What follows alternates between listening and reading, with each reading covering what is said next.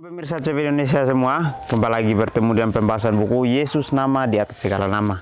Buku ini diambil dari tulisannya Ellen G. White dan juga di dalam tulisan lain, Yesus adalah Alfa dan Omega, pencipta langit dan bumi, pemberi setiap pemberian yang baik dan sempurna, dan pemikul beban besar kita. Kepada orang-orang yang bimbang di antara kita, dia menuliskan tentang seorang yang merupakan pusat daya tarik yang agung. Kepada mereka yang hancur oleh dosa, dia menawarkan juru selamat yang sempurna, perantara yang agung, perantara yang maha kuasa, dan kapten keselamatan kita. Baik, jadi dalam buku ini memberikan kita banyak sekali pelajaran mengenai Yesus yang akan kita pelajari bersama-sama. Di sini kita dapat melihat bahwa Tuhanlah pemberi setiap pemberian yang baik dan sempurna untuk kehidupan kita. Kita belajar bagaimana kita hidup bersama dengan Dia, maka Dia akan melakukan sesuatu yang tidak pernah kita pikirkan itu baik untuk kehidupan kita. Kita selalu memikirkan hal-hal yang baik sesuai dengan kehendak kita, tetapi itu adalah buruk untuk hidup kita, sehingga Dia memberikan kita setiap pemberian yang baik dan sempurna untuk kehidupan kita. Dikatakan di sini juga bahwa jika kita bimbang, maka ada seorang pusat daya tarik yang agung, yaitu Yesus sendiri. Kita datang kepada Dia untuk menghilangkan setiap kebimbangan yang kita miliki. Dan pada saat kita ragu, ada kapten keselamatan kita, ada perantara yang agung, dan juga juru selamat yang sempurna yang akan memberikan kita kelepasan untuk kita dapat hidup sebagaimana biasanya kita hidup dengan kehidupan kita biasanya. Jadi kita belajar di sini bahwa Tuhan adalah penolong kita. Tuhanlah yang membuat kehidupan kita menjadi satu kehidupan yang sempurna. Kita tidak bisa melakukan kesempurnaan itu sendiri, tetapi dengan Tuhan, Tuhan akan memberikan setiap apapun yang baik untuk kehidupan kita. Sehingga dengan itu kita akan belajar bagaimana kita memiliki koneksi yang baik dengan Dia, sehingga dengan itu kita bisa mengenal Dia lebih dalam. Bacaan kita kali ini judulnya adalah Raja Israel. Ayat intinya terambil dalam Bilangan 24 ayat 5 dan 6. Alangkah indahnya kemah-kemahmu, hai Yakub, dan tempat-tempat kediamanmu, hai Israel. Sebagai lembah yang membentang semuanya, sebagai taman di tepi sungai, sebagai pohon gaharu ditanam Tuhan, sebagai pohon aras di tepi air. Kemakmuran umat Tuhan di sini digambarkan oleh perkara-perkara yang paling indah yang bisa didapati dalam alam. Namun itu mengumpamakan Israel seperti lembah-lembah yang subur yang ditutupi oleh gandum yang berkelimpahan, menyamakannya dengan taman-taman yang subur yang diairi oleh mata air yang tidak pernah menjadi kering, dan pohon cendana yang harum dan pohon aras yang megah. Gambaran paling akhir disebutkan adalah salah satu yang paling mencolok dan paling indah yang bisa didapati di dalam sabda yang diilhamkan itu. Baik, pelajaran kita menceritakan bagaimana Tuhan memberikan kita contoh sebagaimana umat Tuhan yang Dia sudah pilih, yaitu bangsa Israel. Dia memberikan contoh kepada kita bahwa umat pilihan Tuhan selalu memiliki satu jalan yang selalu ditentukan oleh Bapa sendiri.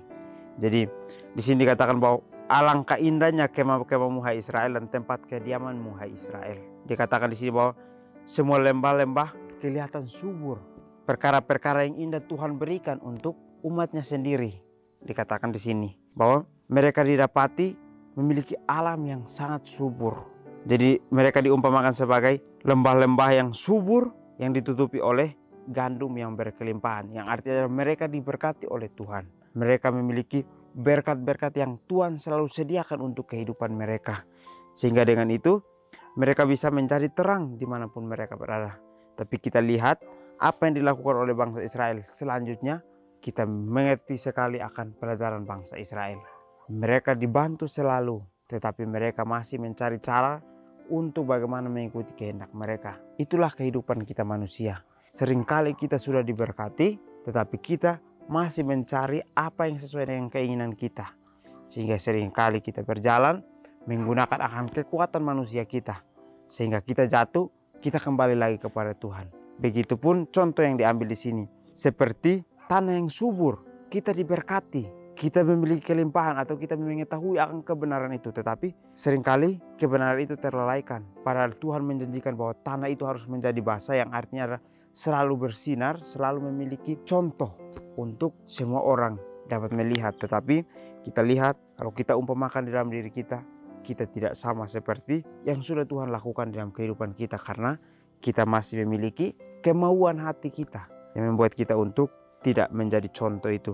Jadi dikatakan di sini juga bahwa gambar yang paling akhir disebutkan adalah salah satu hal yang paling mencolok dan paling indah yang bisa didapati di dalam sabda yang diilhamkan itu. Jadi Tuhan menghilangkan sesuatu untuk bangsa Israel, maka kita juga akan menerima itu pada saat kita ingin untuk menjalankan sesuai dengan kehendaknya. Karena pada saat kita menjalankan sesuai dengan kehendaknya, Dia akan memberkati kita dengan semua yang kita akan dapatkan bersama dengan Dia. Jadi umat Tuhan akan dipercayakan kesuburan dan kelimpahan, akan dipercayakan pengetahuan dan kebenaran. Maka dengan itu kita akan bisa menjadi contoh untuk semua orang. Tetapi apakah kita mau untuk menerima kesuburan itu, menerima kelimpahan itu atau tidak? Jangan kita hanya mau menerima saja tetapi kita tidak mau menjadi contoh. Kita harus bisa menjadi contoh dengan apa yang sudah kita terima. Jadi kebenaran itu tidak hanya di dalam diri kita, tapi kita bisa bagikan dimanapun orang-orang itu berada. Pohon aras di Libanon adalah pohon yang dihormati oleh orang-orang timur. Golongan pohon yang dalamnya masuk jenis pohon ini bisa didapati kemana saja manusia pergi ke seluruh dunia ini, mulai dari daerah-daerah kutub sampai ke daerah khatulistiwa. Mereka bertumbuh bersuka-suka di tempat yang panas, tetapi tahan di tempat dingin, bertumbuh dengan suburnya di tepi sungai, tetapi juga dapat menjulang tinggi di tempat-tempat yang tandus dan kering. Akar-akar tanaman dalam antara batu-batu karang di pegunungan dan dengan teguhnya menahan tiupan topan. Daun-daunnya segar dan tetap hijau pada saat pohon-pohon yang lain binasa oleh serangan musim dingin. Di atas segala-galanya, pohon aras dari Libanon terkenal oleh karena kekuatannya, keteguhannya dan ketahanannya terhadap pembusukan. Dan ini digunakan untuk menjadi satu lambang mereka dalam hidupnya tersembunyi bersama dengan Kristus di dalam Tuhan. Kolose 3 ayat 3. Alkitab berkata orang benar akan tumbuh subur seperti pohon aras. Tangan ilahi telah meninggalkan pohon aras sebagai raja di hutan-hutan. Pohon sanobar tidak akan dapat menyamai ranting-ranting dan pohon berangan tidak dapat dibandingkan dengan cabang-cabangnya. Maka dalam taman Tuhan sebatang pohon kayu pun tiada yang dapat dibandingkan dengan keelokannya. Berulang-ulang pohon aras digunakan sebagai satu lambang keagungan dan penggunaannya di dalam Alkitab untuk menggambarkan orang benar, menunjukkan bagaimana surga memandang mereka yang melakukan kehendak Tuhan. Baik, jadi kita diberikan satu contoh di sini yaitu pohon aras. Pohon aras ini di Libanon sangat dihormati. Dikenal sebagai pohon yang sangat kuat, pohon yang sangat baik, pohon yang sangat memiliki daya tahan yang teguh. Dikatakan bahwa orang-orang timur sangat melihat itu pohon sebagai pohon yang indah, pohon yang sangat mencolok. Dikatakan di sini bahwa di dalam pohon yang masuk jenis pohon ini didapati di mana saja pun manusia pergi ke seluruh dunia.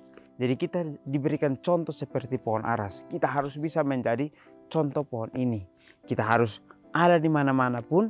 Kita harus bisa menjadi contoh yang selalu orang lain lihat. Dikatakan dimanapun kita pergi, kita harus bisa menjadi contoh. Jadi pohon aras ini memberikan kita pelajaran bahwa mau tumbuh di tanah yang tandus, mau tumbuh di tepi sungai, mau tumbuh dimanapun, dia harus bisa menjadi pohon yang sangat terbaik. Pohon yang menunjukkan bahwa kehijauannya itu ada. Menunjukkan bahwa Tuhan itu ada dan melindungi akan pohon itu. Begitupun kehidupan kita. Pada saat kita ingin hidup dengan Tuhan, kita harus siap seperti pohon aras ini. Tuhan membawa kita kemana, kita harus bisa menjadi contoh di sana. Pada saat kita dibawa ke tempat yang tidak memiliki kebenaran sama sekali, kita harus bisa menjadi contoh kebenaran supaya orang lain mengerti. Tuhan bisa membawa kita ke tempat di mana orang-orang yang sudah mengetahui bahwa dia berada dalam kebenaran, tetapi tidak melakukannya, maka kita harus menjadi contoh di sana untuk dia bisa melihat bahwa berjalan bersama dengan Tuhan atau hidup dengan Tuhan itu memiliki contoh yang unik yang kita tidak pernah sadari bahwa kita hidup dengan Tuhan itu melalui kehidupan manusiawi kita, tetapi kita hidup dengan kehidupan yang datangnya daripada Tuhan. Jadi contoh pohon ini sangat luar biasa. Dia tumbuh segar dimanapun dia berada. Begitupun kita, pada saat kita mengerti akan kebenaran, kita harus bisa menjadi sukacita yang besar. Pada saat kita dibawa kemana saja, kita bisa menjadi pohon yang selalu memiliki keindahan atau kehidupan yang selalu menunjukkan akan kebenaran itu. Tuhan membawa kita ke tempat-tempat di mana kita tidak bisa menentukannya sendiri. Tetapi sukacita yang kita miliki bersama dengan Dia, maka akan membawa kita sukacita untuk hidup di tempat di mana Tuhan berikan kita kesempatan itu. Jadi dengan ini kita belajar bahwa kehidupan kita manusia harus memiliki kebenaran, dan kebenaran itu hanya tidak tinggal di dalam kehidupan kita, tapi kita bisa memberikan pancaran itu kepada semua orang untuk dapat melihat. Dengan contoh-contoh yang kita sudah dapatkan ini memberikan kita cerita yang sangat luas untuk kita dapatkan. Kita tidak bisa membayangkan bagaimana pohon aras itu memberikan contoh kepada semua orang yang dapat melihat. Pada saat musim dingin, pohon-pohon lain sudah tidak bisa tumbuh lagi, tapi dia tetap teguh untuk tumbuh, menunjukkan bahwa dialah pohon yang teguh di dalam ciptaan Tuhan. Kita pun harus seperti itu. Pada saat orang-orang dingin tentang kebenaran, maka kita harus teguh dengan memiliki kebenaran yang harus kita pancarkan kepada semua yang melihat itu. Jadi Tuhan memberikan kita contoh bahwa pohon aras digunakan sebagai satu lambang keagungan. Penggunaannya di dalam Alkitab untuk menggambarkan orang benar, menunjukkan bagaimana surga memandang mereka melalui kehendak Tuhan. Jadi kita diberikan contoh bagaimana kita untuk mengenal surga itu, maka Tuhan menggambarkan pohon aras untuk kita dapat melihatnya. Dia tetap teguh untuk menunjukkan kehijauannya dimanapun kita berada. Jadi melalui alam yang dialami oleh pohon aras ini menunjukkan kepada kita bahwa dimanapun kita berada, kita bisa menjadi terang. Bukan apa yang kita pilih, tetapi apa yang datang dari Tuhan. Sehingga pada saat kita dibawa ke tempat-tempat yang mungkin sangat terpencil pun kita bisa membawa kebenaran itu. Bileam bernubuat bahwa Raja Israel akan lebih besar dan lebih berkuasa daripada Agag. Ini adalah nama yang diberikan kepada raja-raja bangsa Amalek yang pada waktu ini merupakan satu bangsa yang kuat. Tetapi Israel jikalau setia kepada Tuhan akan mengalahkan semua musuh-musuhnya. Raja Israel adalah anak Tuhan dan tahtanya satu kali kelak akan berdiri di atas bumi dan kuasanya akan ditinggikan lebih daripada segala kerajaan manusia. Alfa Omega Jilid 2 halaman 44 dan 45. Renungkan lebih dalam. Pernahkah engkau memikirkan bagaimana dosa mencegah Yesus untuk menegakkan tahtanya sebagai penguasa bumi yang sah? Kapankah pemerintahan Kristus akan ditegakkan kembali? Baik, pelajaran yang sangat menarik, memberikan kita pengetahuan yang besar untuk kita hidup dengan Tuhan. Dikatakan di sini bahwa doa Bileam atau nubuat yang dibuat Bileam, dikatakan di sini bahwa Raja Israel akan lebih besar dan akan berkuasa daripada Agag sendiri. Yang artinya adalah bahwa sebelum terjadinya Israel yang kuat, maka ada satu umat yang sudah terlebih dahulu memimpin, yaitu orang Amalek sendiri atau Raja Amalek, di mana pada saat itu dikenal mereka adalah bangsa yang paling kuat. Tetapi pada saat Bileam mengatakan bahwa Israel akan menjadi lebih kuat dan lebih berkuasa daripada Agag, mungkin tidak masuk akal pada saat bangsa Israel mendengar itu, karena mereka mengetahui bahwa bangsa Amalek ini adalah bangsa yang kuat. Tetapi pada saat Tuhan membuat mujizat, mereka menjadi lebih kuat. Seringkali itu membuat kita sombong, sehingga dengan kesombongan rohani kita menjadi jatuh.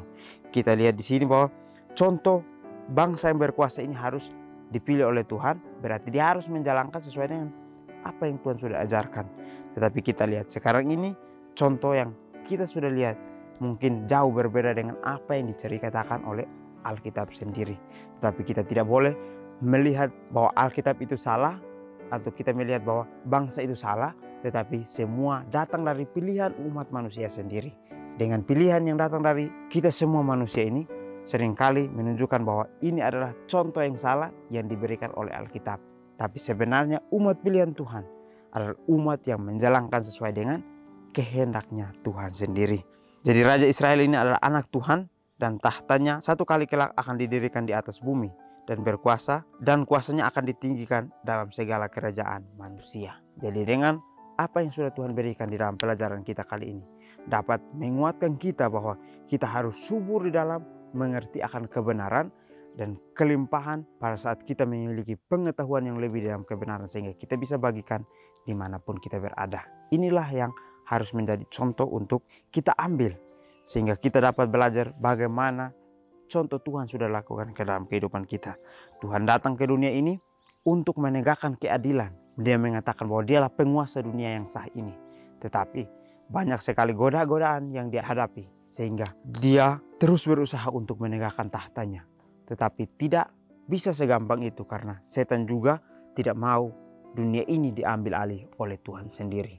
Tapi kita mengerti bahwa di akhir dari cerita ini Tuhan adalah pemenang.